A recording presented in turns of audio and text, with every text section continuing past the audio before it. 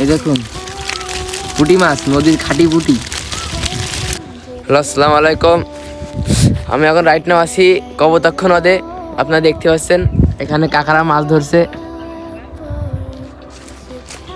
একটু মাছ, কি মাছ পাচ্ছেন আপনারা? এখন আপনারা মাছ পাচ্ছে কি? সব রকমের মাছ আছে নাকি? কাকা মাছ ধরছে দেখুন। আপনি কি মাছ পাইছেন? আমি বর্তমান সবই পুঁটি মাছ হয়েছি। একটু দেখা যায় না? দেখান দিন। অবশ্যই দেখানো যাবে না, মাছ দেখানো যাবে।